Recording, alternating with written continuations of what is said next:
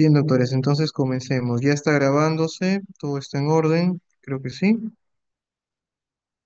Así que iniciamos. Bueno, un gusto nuevamente estar con ustedes. Hoy día vamos a tocar un tema muy interesante. Ese tema está colocado justamente en esta fase ya que pasamos al estudio de los trastornos mentales en sí. Ya ustedes han revisado y han profundizado en el estudio de la psicopatología, o también llamada semiología psiquiátrica, y ahora ya vamos a ir viendo los diferentes trastornos mentales que pues han sido clasificados, que son consensos internacionales, y uno de ellos, y un grupo de ellos, justamente son los trastornos somatomorfos. Empezamos describiendo estos trastornos mentales porque eh, tienen muchas características que hacen suponer, en primera, a grosso modo, de que podría tratarse de un problema físico. Las expresiones son físicas y entendemos pues que los trastornos mentales son eso, ¿no? Son trastornos mentales, es decir, características mentales con alteraciones mentales. Ya hemos visto que pues pueden haber alteraciones del pensamiento y habrán observado, entrevistado a pacientes esquizofrénicos o pacientes bipolares con alteraciones del ánimo, pero lo interesante de este grupo es que lo nuclear es la presencia de síntomas físicos. Y estos síntomas físicos son los que van a originar la presencia de síntomas mentales. No necesariamente originar, pero van a acompañar. Es el punto de partida para que aparezcan la psicopatología que acompaña estos trastornos. Entonces, empecemos. Bien, esa es la agenda de hoy. Empezamos con algo histórico breve. Es importante entender esto porque hay el concepto de psicosomático, que no creo que sea la primera vez que lo escuchan. Imagino que en otras especialidades se los han comentado. De hecho, es el principio por el cual actualmente nosotros hacemos el abordaje en el paciente y vamos ahorita a saber por qué. Todo empieza con este médico, Joan Einrod,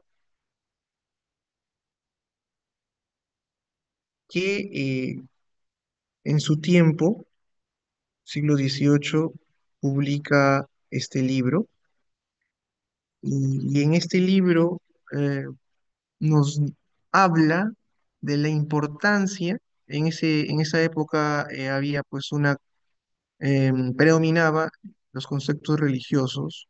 Él hablaba que el alma era el núcleo del ser y de ahí salían las alteraciones físicas y las alteraciones del alma como tales. Pero le daba mucha importancia a lo que es a la personalidad en la enfermedad y el rol de los factores sociales en los trastornos mentales. Ya que recordemos que ya en estos tiempos, siglo XVIII, y ya se había instaurado un modelo médico, ¿no? ¿Y el modelo médico cuál era? El modelo anatomoclínico. El paciente, el cadáver, en las grandes escuelas de medicina de Francia, de Alemania, eh, se hacía, se estudiaban a los cadáveres y se encontraba una lesión que posiblemente era la causa de su muerte, ¿no? Las taxonomías ya se estaban estableciendo, entonces el modelo anatomoclínico es el que estaba imperando en ese momento y es el que determinaba, pues, una lesión, una localización en el pulmón producía una enfermedad pulmonar, en el estómago una enfermedad en el estómago, en el sistema digestivo. y una lesión en el cerebro, ya se entendía en ese tiempo que era uno de los órganos vitales y quizás uno de los más importantes, pues podía ocasionar alteraciones de la conducta. Entonces, de esa forma es que se ha tratado de explicar lo que son los problemas mentales hace algunos siglos. En el siglo XVIII, siglo XIX, justo con la aparición de esta obra, se introduce por primera vez, algunos lo cuestionan, dicen que un siglo antes, en el siglo XVIII, pero ya desde el siglo XIX, este médico habla de psicosomática, introduce el término de psicosomática en el libro que ya les estoy mencionando. Y él nos decía esto: para mejorar la enfermedad mental es imprescindible que los profesionales sanitarios abordaran los factores psicosociales y somáticos para obtener una mejoría clínica. Hay que entender que aquí, pues, el concepto de mente no es estrictamente como lo conocemos ahora, ¿no? Pero aquí lo relevante es que este médico nos habla de que no solamente tenemos que prestarle importancia a las alteraciones, los síntomas o signos físicos, tos, lesiones en la piel, u otras cosas más que en ese momento se conocían, sino también a otras causas no biológicas, no físicas, que venían del alma, por ejemplo, ¿no? Y que en ese tiempo pues todavía no estaba muy consolidado esto de la psicopatología, que ahora ustedes estudian, pero ya se tenía una noción de lo que era pues estado de ánimo, de lo que era pensamiento, o alteraciones de la voluntad, ¿no? Por ejemplo. Entonces, él nos introduce hasta este punto, este campo. Posteriormente surgieron algunas eh, opciones que decían que no era el primero que había hablado de psicosomático, sino Jean-François Picot en Francia, aunque el médico es de otra nacionalidad, que en el siglo XVIII ya hablaba de psicosomática. El hecho es que ya desde el siglo XVIII, aparentemente, de manera oficial, en el siglo XIX, ya se tenía, se comenzaba a tener la idea de que no solamente debemos abordar al paciente en su aspecto físico, sino hay otros aspectos como el mental, incluso factores sociales que pueden tener mucha relevancia en lo que es el desarrollo de su enfermedad, en la conservación de su salud.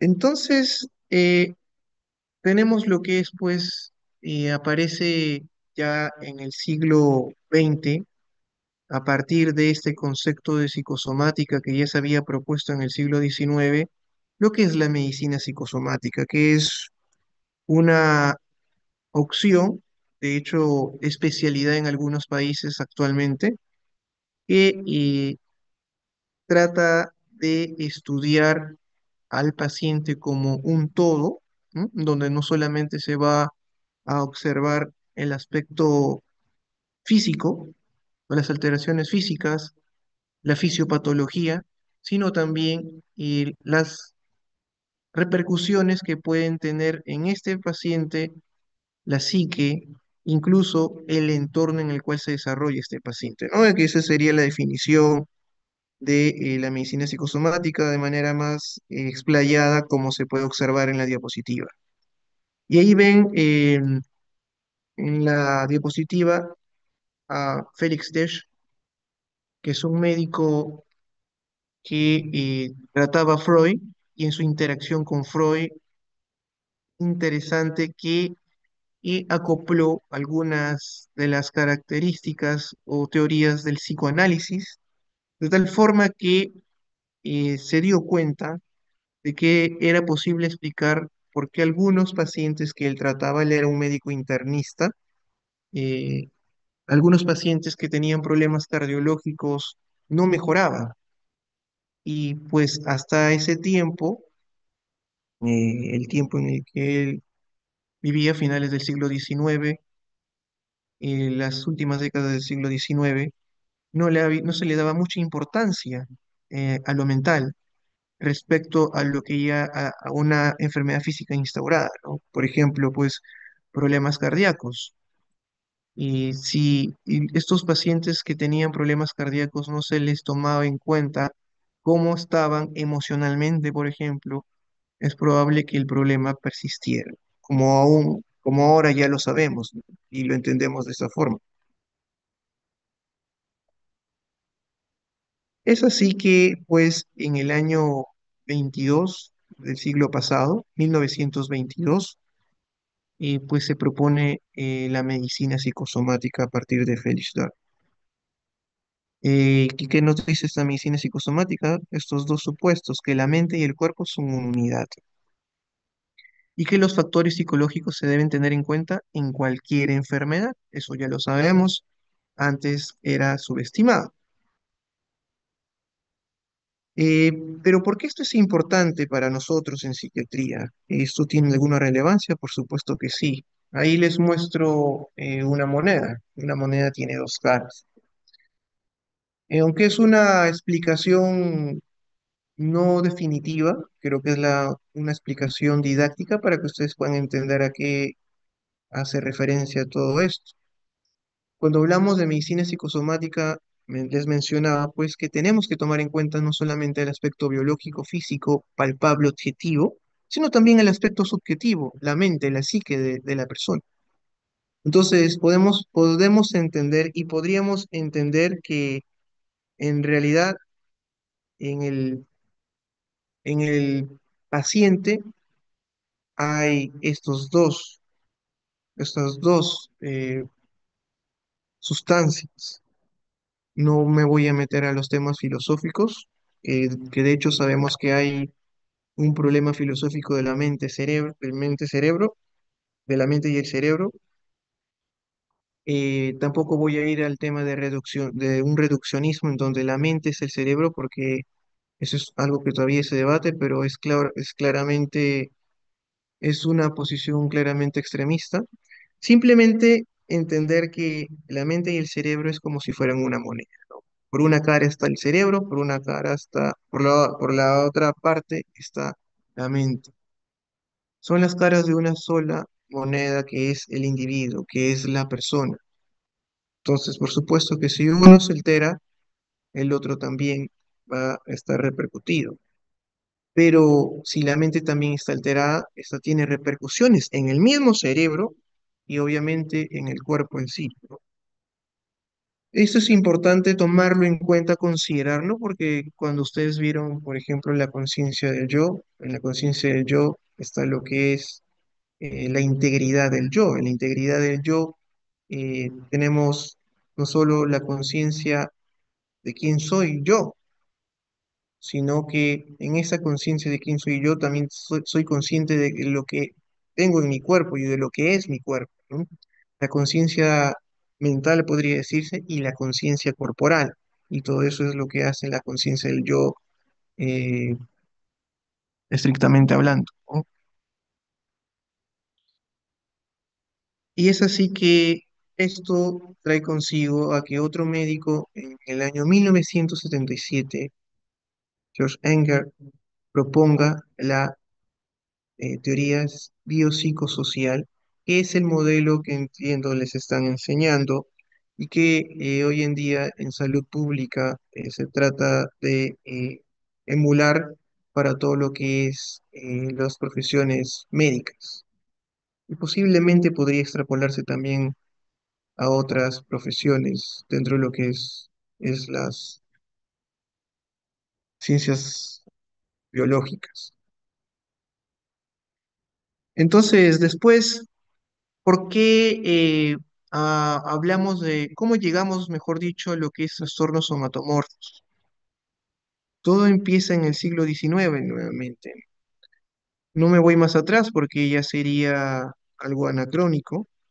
Simplemente ver la evolución de cómo ha ido esto. En el siglo XIX en los días en donde Freud comenzaba a surgir, y existían estas cuatro posibilidades para lo que es la psiquiatría, más allá de lo que es pues la demencia precoz y la enfermedad maníaco-depresiva, que también por ahí en esos años las describe Krepel.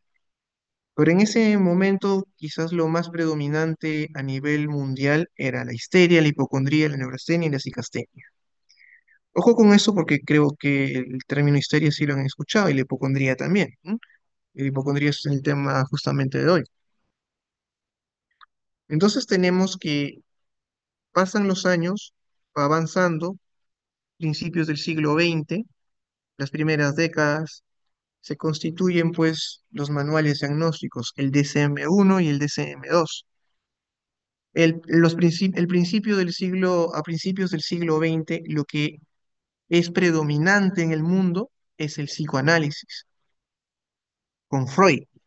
Y es Freud quien pone como nuclear la mente y explica o trata de explicar la mayoría de cosas con lo que es el consciente, el inconsciente, el subconsciente y los conflictos, ¿no? Bueno, no voy a entrar en detalles, simplemente que el modelo imperante era el de Freud.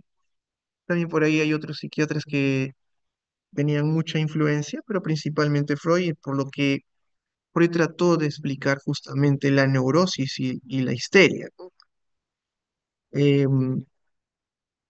Viene ya mediados del siglo XX y comienza a resurgir lo que es las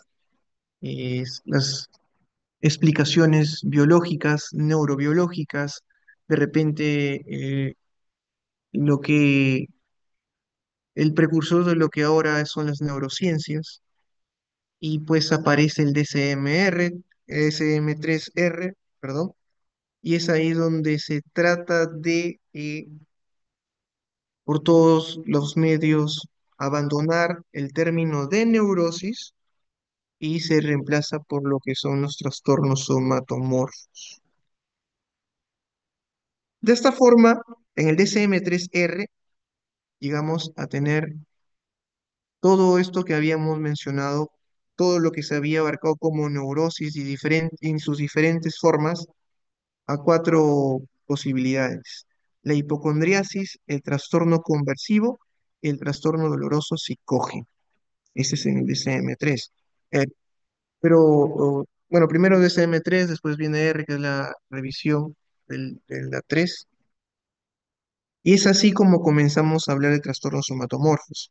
En el DSM-4, después DSM-4-TR, texto revisado, se sigue con el nombre de trastornos somatomorfos, pero se expande a otras categorías más, en donde está el trastorno de somatización, agregado a lo que es la hipocondría, y el trastorno dismórfico corporal. Y diríamos que se agregan tres categorías más, que son el trastorno somatización, somatomorfo indiferenciado y el trastorno dimórfico corporal.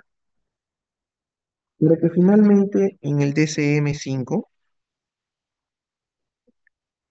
toda esta categoría de trastornos somatomorfos pase a llamarse trastorno de síntomas somáticos y relacionados. Enfocaré mi exposición principalmente en DSM-5, ya que es justamente quien ha estudiado y ha hecho los cambios respectivos y ha profundizado el estudio en lo que antes se llamaba trastornos somatomorfos, ¿no? Entendiendo pues que también hay otro manual diagnóstico que es el CIE. Sin embargo, el CIE que se sigue utilizando hoy en día es el CIE-10, que pues ya ha sido superado ampliamente por las descripciones del DSM-5. Y aunque ha salido el CIE-11 todavía no está siendo ejecutado en la práctica clínica, ¿no? Así que por eso es que vamos a tener como núcleo de nuestra discusión el DSM-5. Entonces, en el DSM-5, lo que se denominaba trastornos somatomorfos se llama ahora trastorno de síntomas somáticos y relacionados, y hay cinco categorías. Es el trastorno de síntomas somáticos, el trastorno de ansiedad por enfermedad, que reemplaza a lo que es hipocondría, el trastorno de síntomas neurológicos funcionales, que reemplaza lo que es el trastorno conversivo, factores psicológicos que influyen en otras afecciones médicas y el trastorno facticio. Importante aquí, como puede observarse, que hay cambios en las denominaciones. Como todo en la vida, las cosas van cambiando, ¿no? Y van cambiando de acuerdo a la historia, de acuerdo al contexto. Y esto es muy importante entenderlo, ¿no? Porque hoy en día, en pleno siglo XXI, muchas personas se sentirían aludidas y quizás ofendidas si es que les decimos, eres histérica, eres histérico, estás neurótica, estás neurótico, ¿no? Eh, y lo utilizamos a veces de forma peyorativa, en contextos coloquiales, como insultos, ¿no? Estás histérica, estás histérico, pero ahora ya entendemos de que pues eso que ha quedado en el, en el imaginario de las personas pues no está tan alejado, ¿no? De hecho, son términos que se utilizaban hasta el siglo pasado, pero justamente como fueron degenerando y fueron utilizando todos estos términos con fines peyorativos, es que pues a nivel mundial los consensos decidieron cambiarle de nombre a los que ahora conocemos como trastorno de ansiedad por enfermedad, reemplazando la hipocondría, porque hipocondría podía o puede ser considerado peyorativo para los pacientes que lo tienen, y el trastorno de síntomas neurológicos funcionales para lo que es el trastorno conversivo. Ahora ustedes dirán, ¿no? Porque no comenté esto. ¿Qué significa trastorno conversivo? Conversivo básicamente porque los pacientes que tenían y que tienen este problema, en realidad lo que pasa es que tienen alguna alteración neurológica. Por ejemplo, no pueden caminar, hay una parálisis, y esa parálisis tiene toda una evaluación neurológica, todo un examen neurológico completo, incluso exámenes complementarios, y no hay nada. No hay nada que pueda explicar eso. Así que por eso que en el DCM 3 se le llamó trastorno conversivo, porque está la premisa de que el problema psicológico que tiene la persona se convierte en una alteración en el funcionamiento de, pues, en este caso, motor de la persona que está con la parálisis, ¿no? Por eso se le llamaba trastorno conversivo. Y eso no es algo que vamos a profundizar hoy día, lo van a ver en otro momento, pero para más o menos lo puedan entender, ¿no?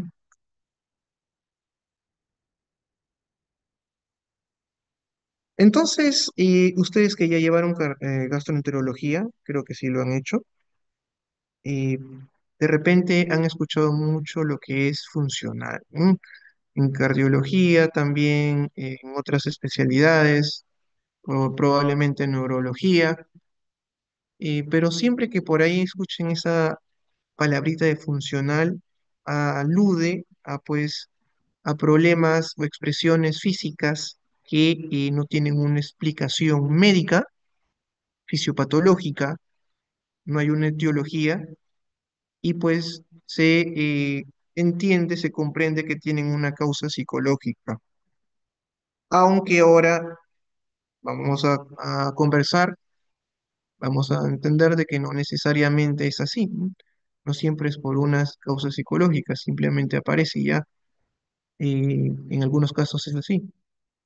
Entonces, por ejemplo, viendo lo que es la medicina psicosomática, Están los trastornos funcionales del sistema digestivo, está el globus, la rumiación, el dolor precordial no cardíaco, eh, algunas de los denominados también reflujos funcionales, trastorno esofágico funcional, aerofagia, una persona que siente que se siente con plenitud digestiva, o ya el tan famoso síndrome de intestino irritable, ¿no? Que probablemente también han escuchado en algún momento, o las diarreas funcionales.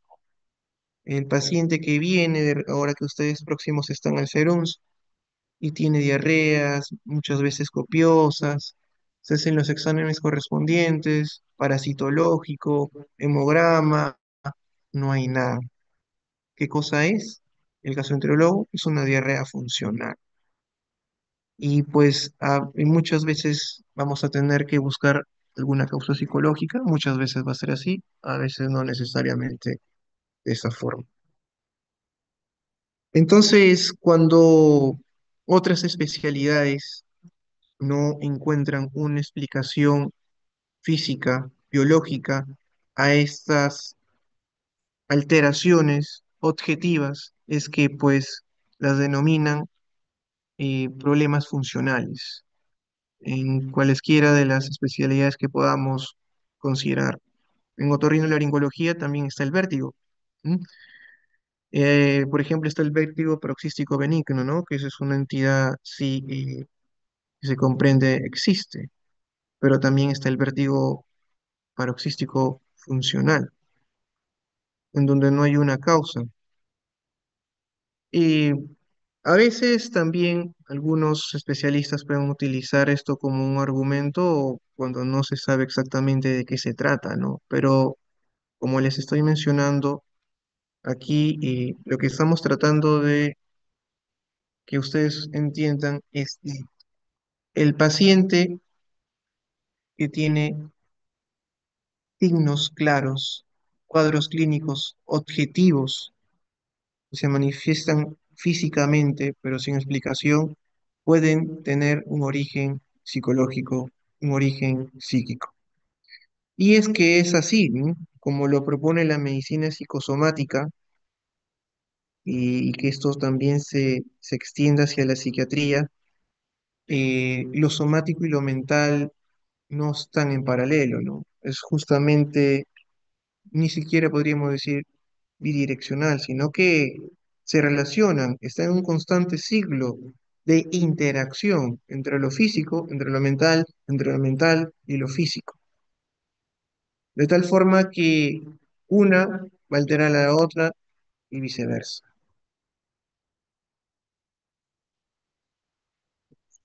Aquí podemos entender un poco mejor de lo que yo les estaba hablando, cómo ha ido la evolución.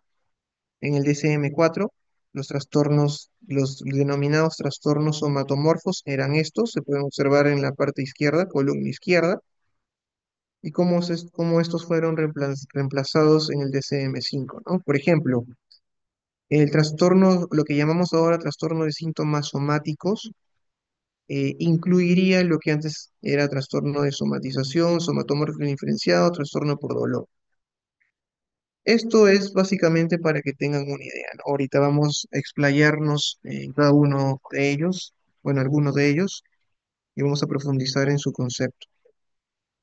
Pero aquí cosas relevantes como hipocondría, ¿no? Que hipocondría es como se denominaba, al ser considerado un término peyorativo, ahora se ha cambiado por trastorno de ansiedad, por enfermedad, porque sí, francamente, el paciente que tiene este problema tiene una ansiedad muy grande por tener la idea, la creencia de que puede presentar una enfermedad o que va a presentar una enfermedad.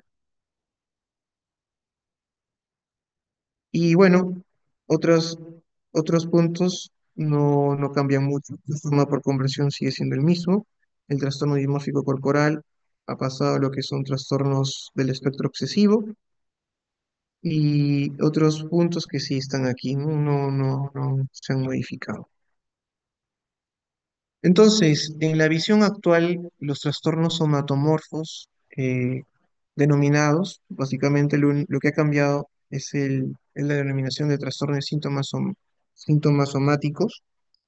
Somatomorfos, pues a qué hacía alusión, ¿no? Que eran trastornos que tenían o que tienen eh, la expresión somática, pero no necesariamente son somáticos.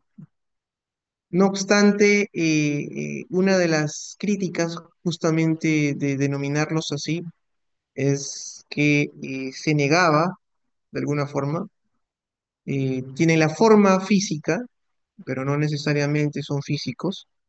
Se negaba pues la dolencia que tenía el paciente. El paciente, por ejemplo, que piensa que tiene una enfermedad, no sé, imaginemos un cáncer, ¿no? Porque por ahí tuvo una sensación eh, o escuchó que por ahí su prima estaba con mucho hipo y al final le detectaron pues un cáncer al estómago. Se hizo esa idea y ya piensa que tiene de repente también cáncer al estómago, ¿no?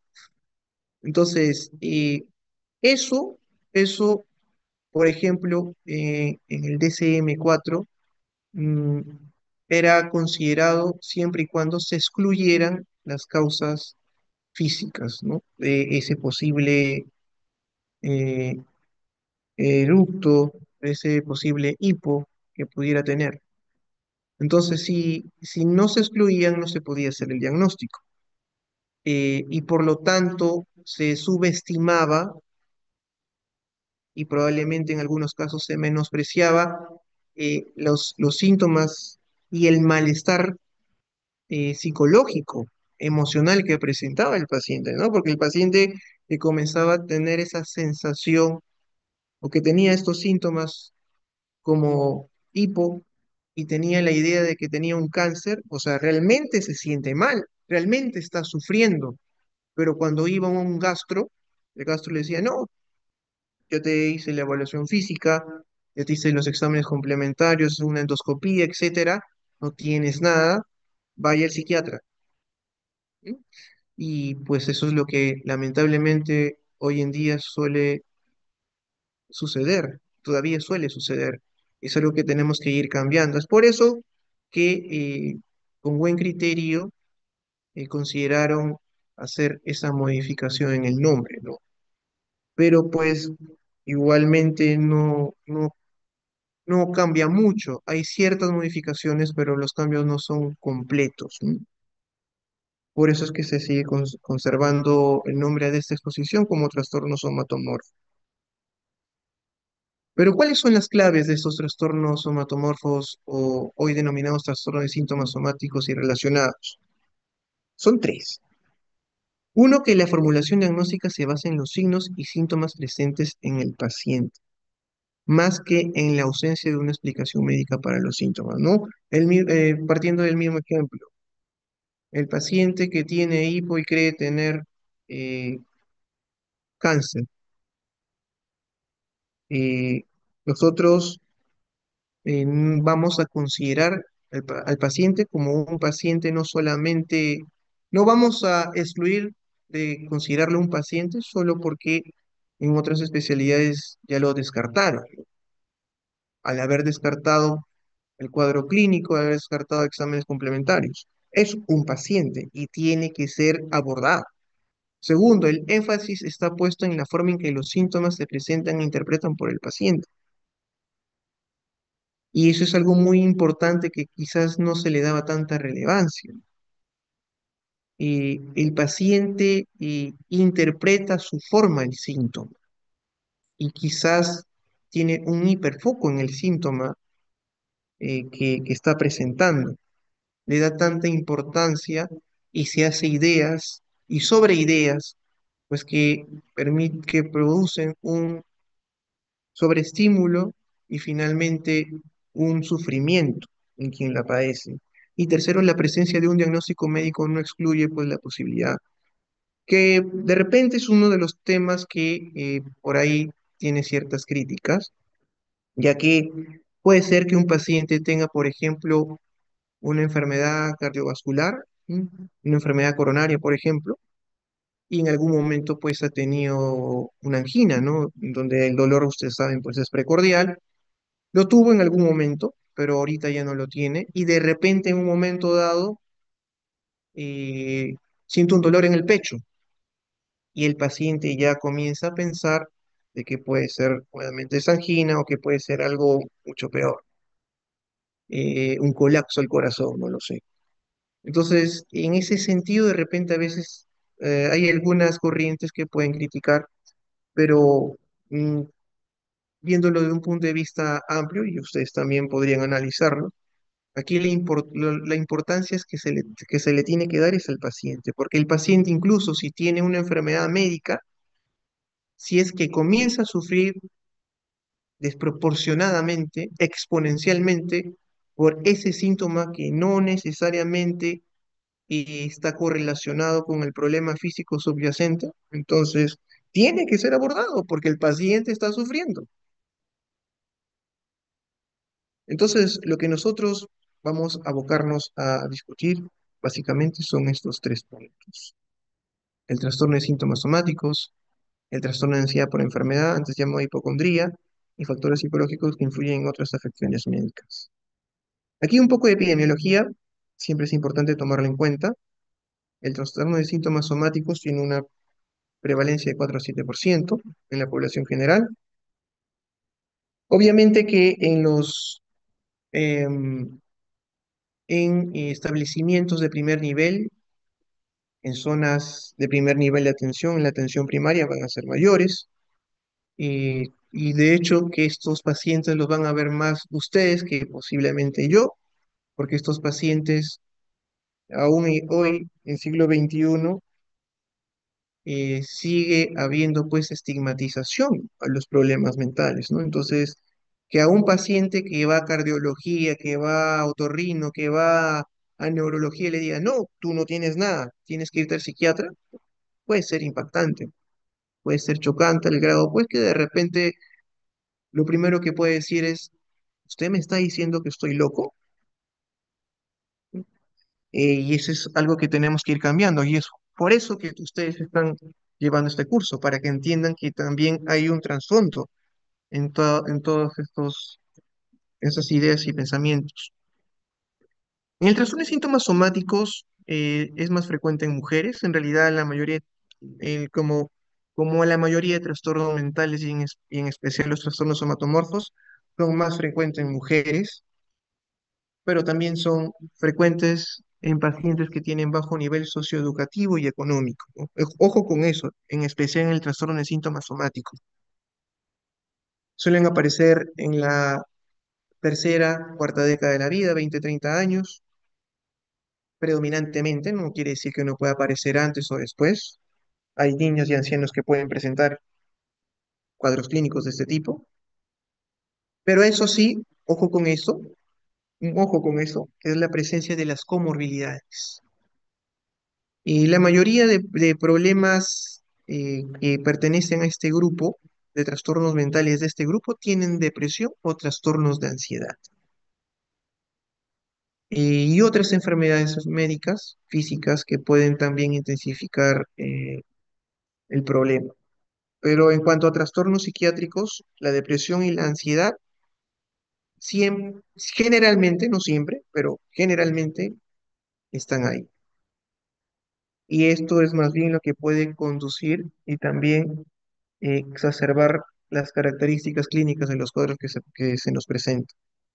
En cuanto a trastorno de ansiedad por enfermedad, lo que antes se llamaba hipocondría, la prevalencia es variable también, es más se tienen datos de prevalencia más puntual que general, en la anterior era general, eh, pero aquí la diferencia del anterior, no hay diferencias de género, puede aparecer tanto en hombres como mujeres, eh, y tampoco tiene mucho que ver con el nivel socioeducativo, que es más preponderante en lo que son los trastornos por síntomas somáticos.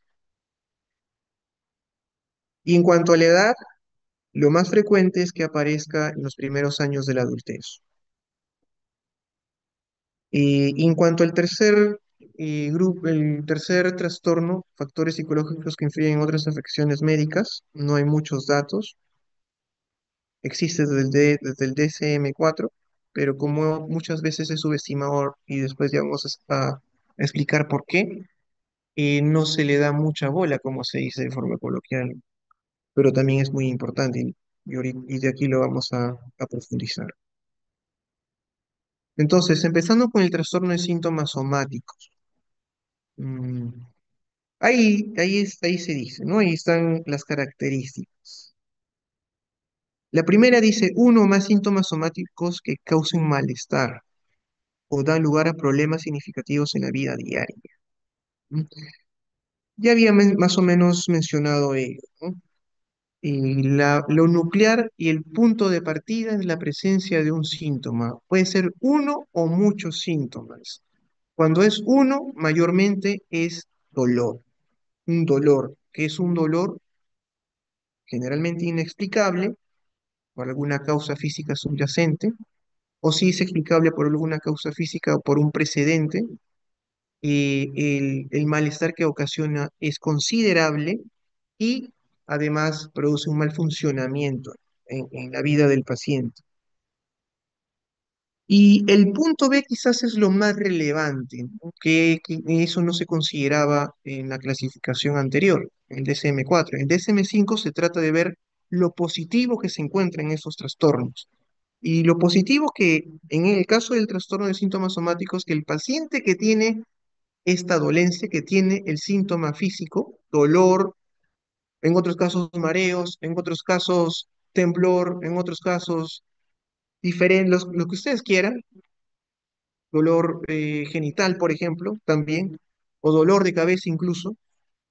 eh, este síntoma va a producir reacciones en sus pensamientos que van a ser desproporcionados, van a ser persistentes y, y pues van a estar relacionados de manera catastrófica con ese síntoma que está presentando, ¿no? El que tiene dolor de cabeza, por ejemplo, va a comenzar a pensar de que ese dolor de cabeza se debe a un tumor, por ahí. ¿Sí? Entonces, va a estar centrado en el dolor, cómo es el dolor, qué pasa con mi dolor, va a ir a internet, va a buscar qué pasa cuando es dolor de cabeza, si el dolor de cabeza es en la derecha, en la izquierda, en toda la cabeza, cómo es las características del dolor, etcétera, ¿no? Que son en realidad cosas que solemos preguntar nosotros. Eh, pero esto origina una respuesta emocional ansiosa muy grande, muy elevada. Y pues eh, el tiempo y las conductas siempre van a estar relacionadas a eh, poder consumar o tener una mejor noción sobre el síntoma que está presentando. Ya les decía, buscar médicos, buscar parientes que han tenido lo mismo, buscar incluso en internet algún foro de pacientes que tienen esto o lo que están presentando.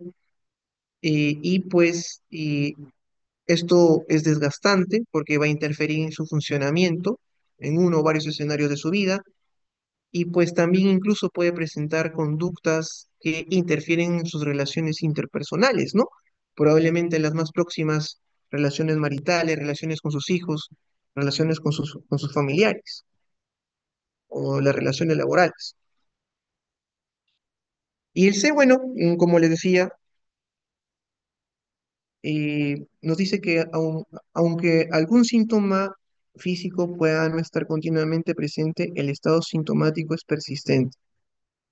Claro, es decir, aquí nos ponen un criterio de 6 meses que el paciente tiene este síntoma ahí presente, molesto, incómodo, y entendamos que el síntoma que presenta este paciente es de una intensidad moderada a severa, ¿no? No es una intensidad leve. Eh, Ahora, claro, ustedes me dirán, pero el dolor es subjetivo, sí, claramente el dolor es subjetivo, pero cómo lo percibe el paciente es justamente a cómo nosotros tenemos que entender y comprender el sufrimiento que tiene. El paciente tiene este dolor o este síntoma lo percibe de una forma moderada, grave, ¿no? La intensidad de este síntoma.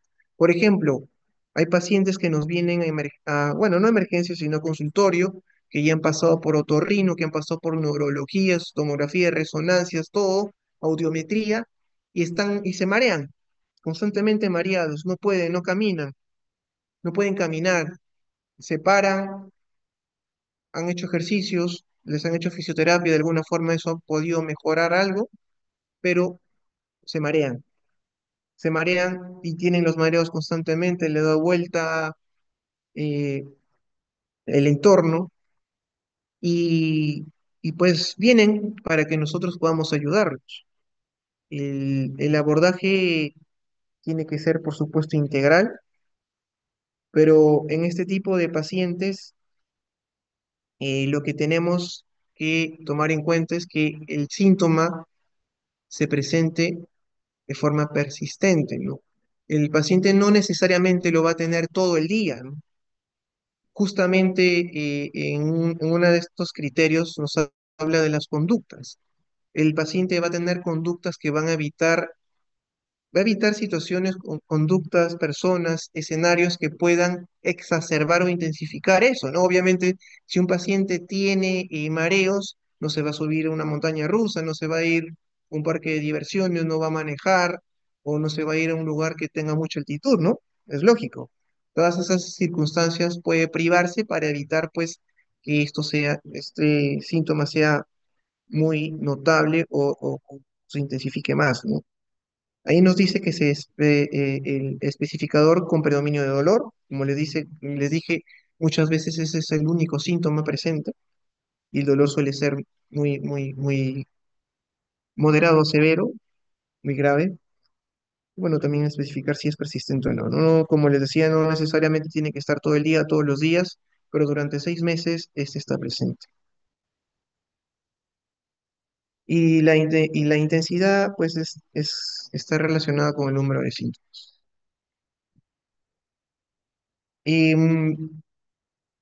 Aquí importante tomar en cuenta esto, ¿no? La presencia de los síntomas sin explicación médica deben tener estos 3 puntos. El modo de presentación atípico.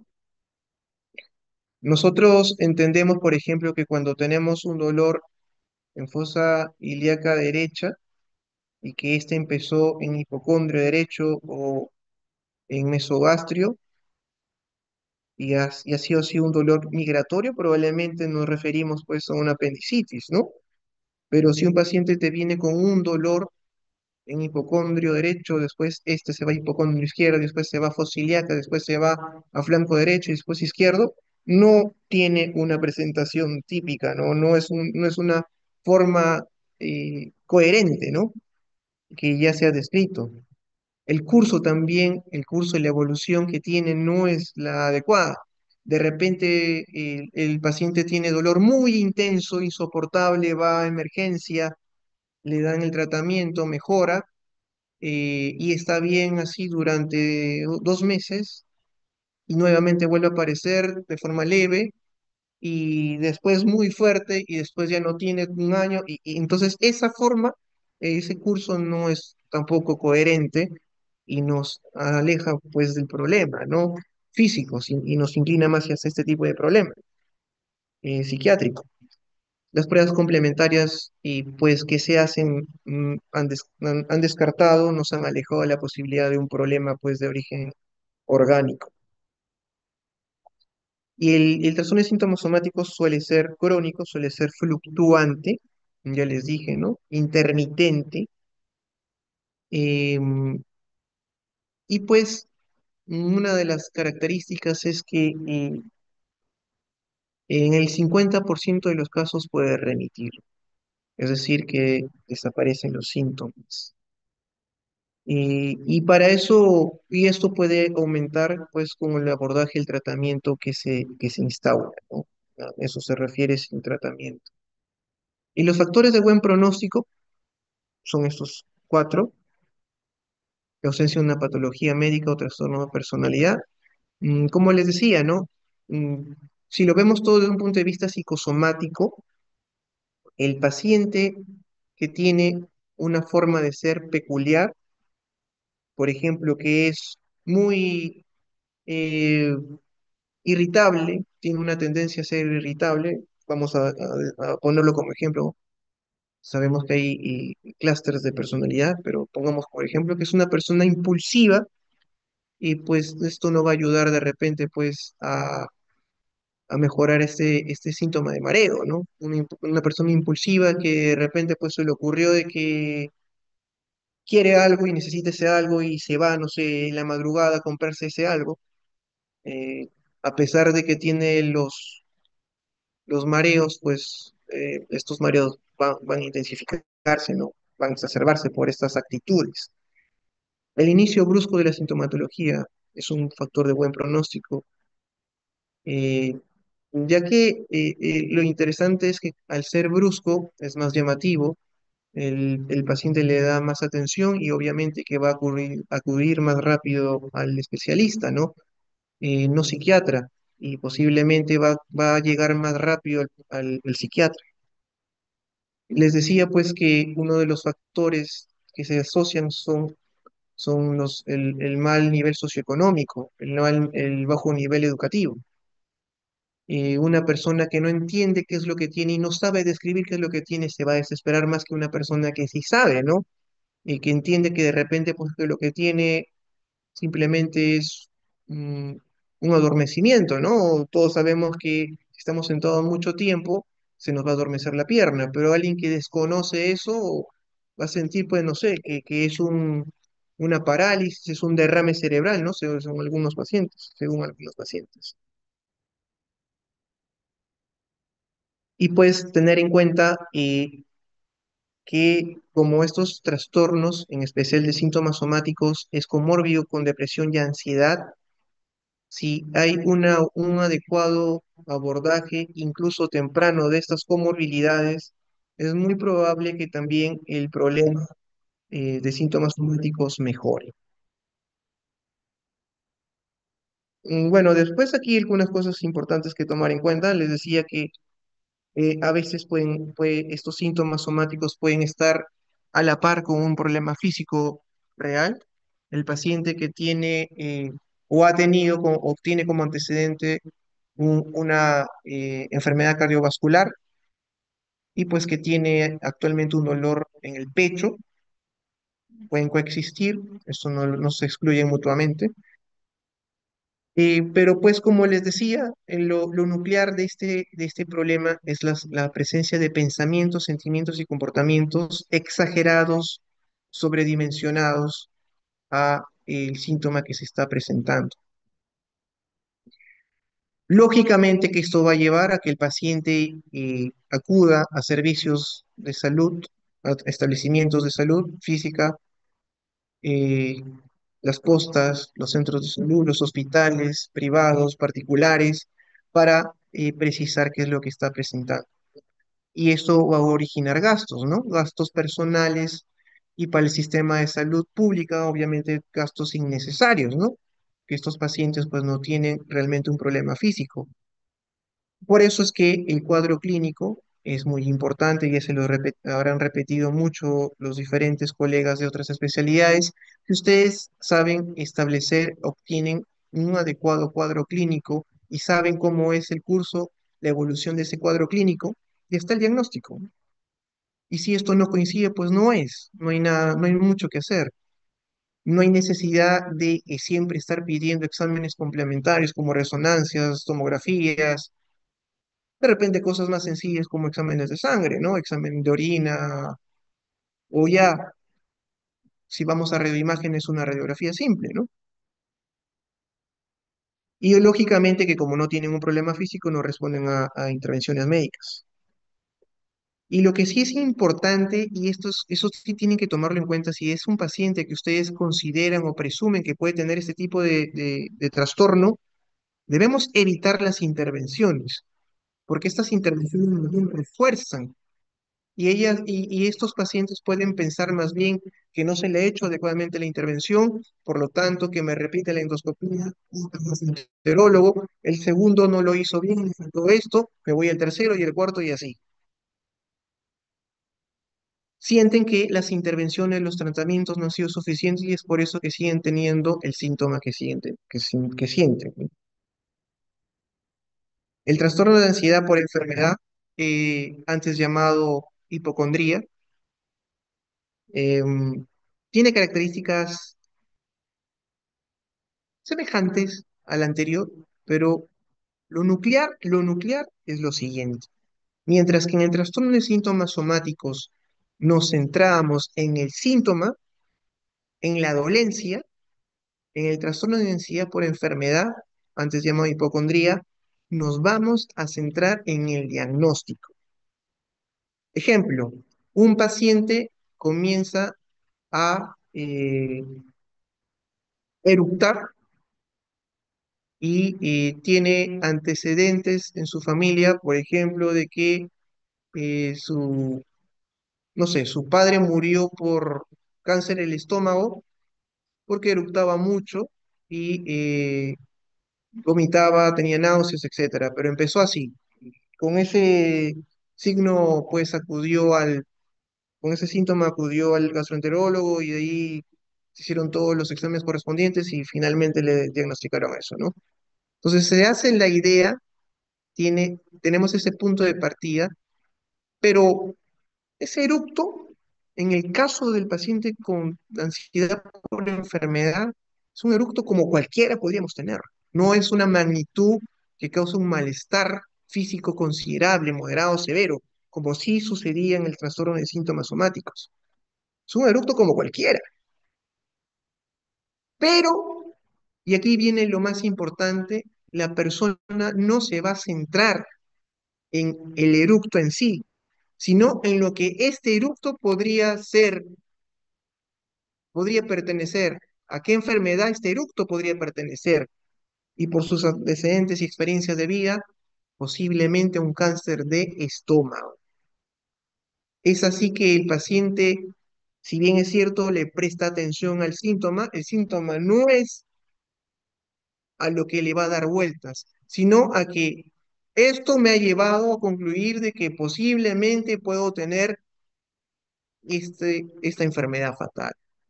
Y lo otro, generalmente son enfermedades fatales, son enfermedades que no tienen cura, o el cáncer, enfermedades neurodegenerativas, y, o pues que son, o incluso enfermedades raras, ¿no?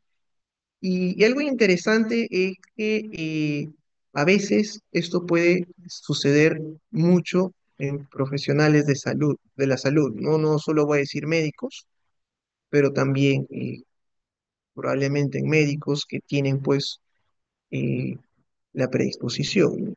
Entendamos que los trastornos mentales como tal, dependiendo de cuál trastorno estamos hablando, siempre tienen alguna característica, tienen alguna base genética, perdón, y pues son las situaciones externas y las vivencias que van a completar pues la expresión del cuadro clínico, ¿no?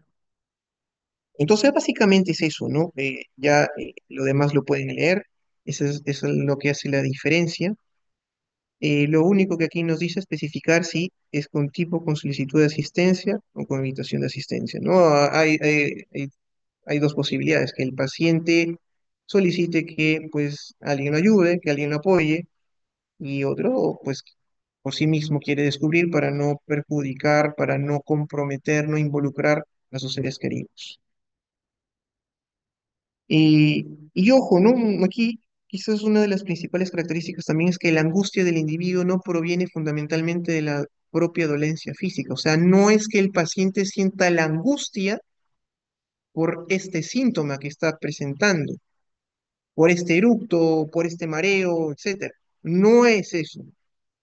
La ansiedad se da por el significado o la causa de dicha dolencia, es decir, el diagnóstico, ¿no? El paciente que tiene mareo, es verdad, el punto de partida fue el síntoma que es el mareo, pero este síntoma lo hizo pensar que tiene un tumor en el cerebro. Entonces el paciente comienza a buscar información de cómo es el tumor en el cerebro y cuáles son las características de este tumor cerebral. Y ahí comienza a presentarse un círculo vicioso, porque al leer sobre las características de este problema, hacen que se sugestione, que de por sí estos pacientes son sugestionables. Y ahí comienza a ver esta palabrita que es la somatización, ¿no? Que para algunos eh, es y para algunas corrientes se debe de utilizar, para otras no. Es un término que viene también de Freud, la expresión somática pues de un problema psíquico, entre comillas, y pues el paciente comienza a tener justamente estas expresiones físicas, ¿no? De lo que había leído. Ya no es solamente el mareo, sino que de repente comienza a tener náuseas y vómitos, que de repente que se relacionan con el tumor, y esas náuseas y vómitos son así repentinos, paroxísticos, bruscos, y pues ya se hace la idea de que realmente tiene un tumor cerebral. Se alarman fácilmente con las enfermedades y por eso pues en estos pacientes, si escuchan a alguien que tiene algo parecido, le van a preguntar, se van a alarmar sobremanera. Y como en el anterior, van a buscar servicios de salud eh, y van a tener actitudes o conductas que permiten evitar que la ansiedad empeore o, segundo,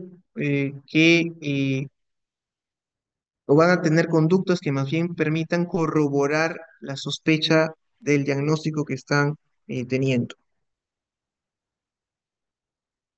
Y algo importante en el trastorno de ansiedad por enfermedad, que su curso es crónico y recurrente. ¿M? En el anterior había remisión hasta el 50%, aquí más bien es algo mucho más crónico, y si se soluciona, o puede tener periodos en que no hay, pero nuevamente vuelve a aparecer y vuelve a aparecer y vuelve a aparecer. Por eso es que las intervenciones tempranas son muy importantes. Las comorbilidades con estos trastornos, el trastorno de ansiedad generalizada, el trastorno obsesivo compulsivo, el trastorno de pánico y la depresión, el trastorno depresivo mayor. Ojo con eso. Si bien en el anterior también había comorbilidad con trastornos ansiosos y depresivos, mayormente con la depresión, aquí sí hay una mejor delimitación de cuáles son esos trastornos de ansiedad que se relacionan. Y bueno, finalmente, factores psicológicos que influyen en otra afección médica.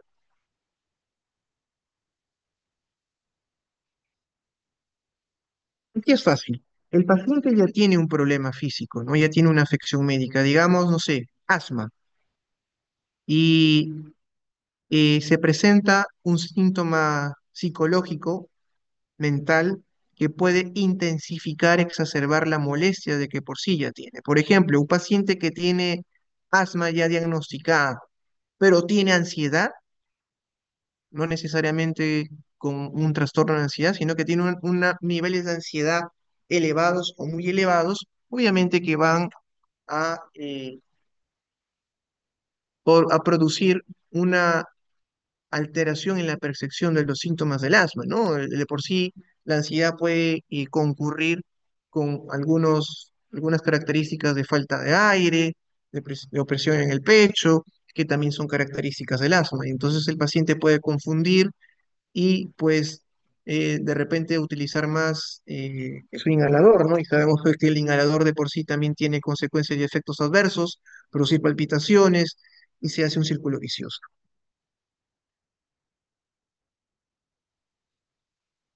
Y lo segundo, que estos factores psicológicos afectan negativamente a la afección médica, ¿no? Obviamente, ¿cuáles son de qué manera va a influir en el curso de la enfermedad? En el caso, pues, de un paciente con asma, el paciente con asma de repente sí ha respondido, ¿no? al salbutamol, a los beta 2 agonistas, a los corticoides, pero el paciente está ansioso y siente todavía que le falta el aire y se pone más inhalador, más salbutamol, y ese salbutamol le produce taquicardia, palpitaciones, eso le produce a su vez más ansiedad y se exacerban las cosas. Y esto obviamente que va a interferir en el tratamiento, ¿no? Porque si un paciente, por ejemplo, que está con asma, utiliza demasiado el inhalador o de repente le han dicho que tome prednisona, pero como él piensa que la prednisona y tomar más prednisona le va a mejorar o despejar las vías respiratorias, se toma 5 prednisonas y se produce un síndrome de Cushing, ¿no? Y afecta a todo.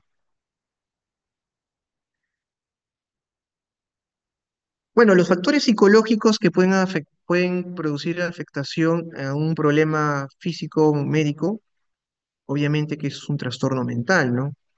Pero también síntomas depresivos, ansiosos, no necesariamente como trastornos. El mismo estrés, un paciente estresado va a exacerbar los síntomas físicos que ya tiene. Y la personalidad que tiene, la forma en que se conduce con los demás, la forma en que trata a los demás puede repercutir en cómo va a ir el curso de la enfermedad que padece, física que padece. El estilo de afrontamiento, algunos lo van a afrontar de la mejor manera, otros no. Unos más bien se van a aislar, al aislarse, no compartir lo que están sintiendo y pues pueden presentar más síntomas emocionales que van a exacerbar mucho más el padecimiento físico que presenta. O por ejemplo, tener actitudes como no hacer caso a las indicaciones que le ha dado el doctor. Nuevamente con el paciente de asma le han dicho que haga 2 puffs cada 6 horas y lo hace solamente cuando quiere o cuando siente que le falta el aire. O por el contrario, hace 2 puffs y cada vez que siente una sensación de hormigueo en el cuello, ¿no? O lo sé, cosas como esas. Y las afecciones médicas pueden ser enfermedades fisiopatológicamente establecidas como diabetes, enfermedad coronaria, síndromes funcionales también, funcionales como intestino irritable, fibromialgia, o idiopáticos, ¿no? Como el dolor, la fatiga, los mareos, que son un poco más transversales y pueden ser de consecuencia de muchos sistemas, ¿no? Y como decía, pues el trastorno de ansiedad por perdón, los trastornos somatomorfos, y pues dependiendo de qué estamos hablando, van a ser variables, ¿no? Las razones síntomas somáticos decíamos que tiene un curso fluctuante, intermitente, el trastorno de ansiedad por enfermedad, el curso es crónico, este también suele tener un curso crónico, que dura toda la vida. Ahora ustedes me dirán, pero si es así, entonces ¿para qué vamos a intervenir? La idea es que si nosotros intervenimos, a pesar de que pueda acompañarle este problema toda su vida, los niveles de ansiedad y el sufrimiento van disminuyendo, van mejorando con las intervenciones psicológicas, farmacológicas, que ahorita después vamos a explicar. Entonces, el hecho es que este paciente, por ejemplo, un paciente que tiene un problema cardiológico, una angina, lo ha tenido, pero el paciente puede tener ansiedad, puede tener estrés, y este estrés va a intensificar o incluso puede aumentar y perpetuar el problema físico que ya está diagnosticado. Pero no hay que, hay que hacer la distinción con los problemas físicos crónicos, enfermedades crónicas generalmente, que pueden ocasionar problemas emocionales, ansiedad, depresión, una mixtura de los dos, y pueden causar estrés también en la persona, por ejemplo, en que le detectan una enfermedad, no sé, incapacitante, puede ser impactante y ocasionar una respuesta emocional, pero eso no es lo que estamos hablando, ¿no? El problema psicológico es independiente del problema físico, sino que al coexistir o al estar presente en paralelo a la enfermedad física, esta enfermedad física puede exacerbarse, no es al revés. Y finalmente, esta categoría, otros trastornos de síntomas somáticos y trastornos relacionados, aquí les pongo algo que sucedió el año pasado o hace 2 años, no me acuerdo bien, sobre una señorita que salió pues diciendo que le habían robado a su bebé, que le habían secuestrado, y pues al final todos la llevaron al hospital militar o policía, en donde pues no encontraron signos de embarazo, ni bebé, ni embarazo, ni secuestro, y pues al final no hubo nada. Ah, importante porque hay algunas personas, algunos pacientes que piensan que están embarazadas, obviamente me refiero a mujeres, y, y no lo están, pero hacen todas las manifestaciones clínicas, se sugestionan y en algunos, incluso en algunos casos puede haber una elevación del abdomen, algunos signos relacionados con el abdomen, como náuseas, como vómitos, incluso se va la regla, y pues esa es la relación que tiene la mente, pues, y el soma, ¿no? Y el cuerpo. En el caso de esta señorita, cabía la posibilidad de que sí se tratara de pseudociesis, otros decían que no, que era de repente, que no, que mayor, que era posiblemente un problema de personalidad, que era una mentirosa, que tenía una ganancia secundaria, por lo tanto era una disocial, ¿no? Bueno, eso es algo que se podría discutir, pero valga el ejemplo para tomar en cuenta de que hay otras alteraciones que también se expresan como problemas físicos, pues, pero pueden tener un origen psicológico dentro de lo que es lo psicosomático, y pues tenemos que abordarlos, ¿no? Porque estos pacientes, pues, tienen la creencia, en el caso de la pseudociesis, tienen la creencia de que está embarazada, y realmente no es así. Y de lleno no le vamos a decir, oye, tú no estás embarazada, ¿no? Y tenemos que hacer la intervención y ahorita vamos a saber qué es lo que se hace, ¿no? Y después lo otro, pues, tiene que ver básicamente con el tiempo. No habíamos dicho que 6 meses. Si es inferior a 6 meses, sería somáticos breves.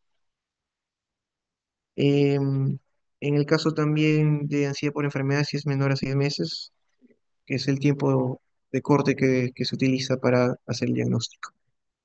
Y finalmente el tratamiento. El tratamiento tiene dos partes, uno que es el manejo del paciente.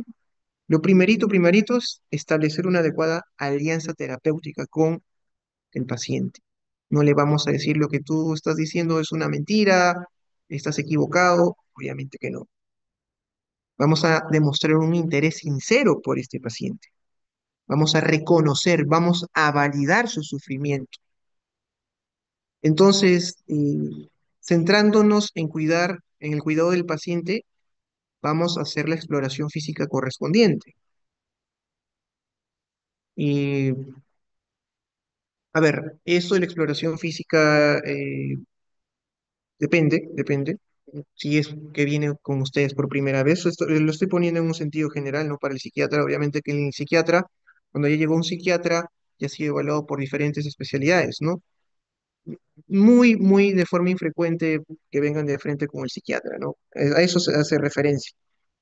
Y que el médico que ve este tipo de pacientes tiene que hacer las exploraciones físicas para poder decir pues que realmente no hay una causa física que condicione la aparición de los síntomas, ¿no? Como el que pertenecen a este espectro. Evitar procedimientos diagnósticos, ya les dije que esto puede exacerbar y puede producir un círculo vicioso.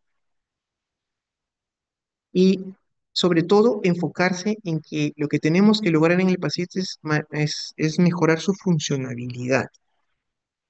Eh, validar lo que siente. Aquí lo más importante es validar su estado emocional, establecer una adecuada alianza terapéutica, relación médico-paciente, me estoy equivocando, y sobre todo de que el paciente entienda y traduzca con el mensaje que le damos de que lo que queremos es que sea funcional. El problema o la idea no necesariamente tiene que desaparecer, puede estar ahí, pero puede pasar a un segundo plano y a un tercero y a un cuarto y así progresivamente extinguirse. Pero eso no quiere decir que farmacológicamente no podamos hacer nada.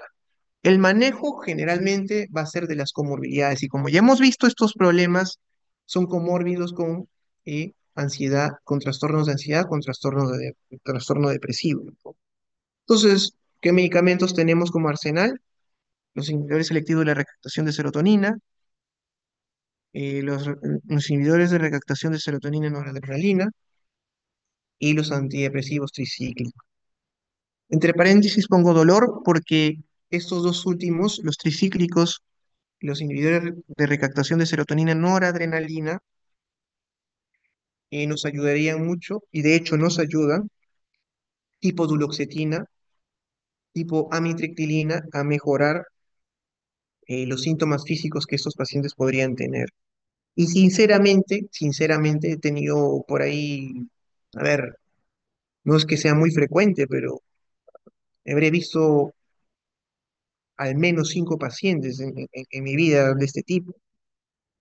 Y pues sí, la verdad que funcionan muy bien los antidepresivos de estas familias, de estas familias. Esto tampoco, o a esto también le vamos a agregar ansiolíticos, tipo benzodiazepinas, el prazolam, clonazepam, diazepam. Ya van a tener una clase teórica y en seminarios también se va a profundizar eso, ¿no? Y que van a minorar pues los niveles de ansiedad, porque aquí como vemos, una de las emociones predominantes es la ansiedad. Y en segundo término tenemos a la psicoterapia.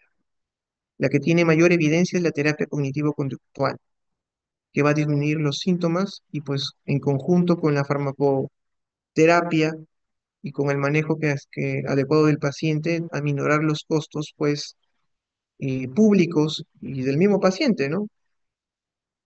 La psicoeducación también va a ayudar muchísimo. Y por ahí también recientemente las terapias de tercera generación, mindfulness, terapias de aceptación y compromiso podrían ayudar.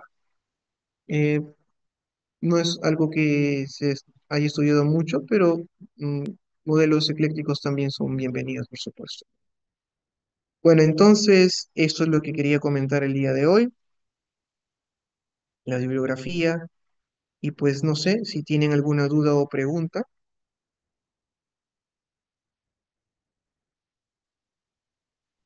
Todo claro, doctor.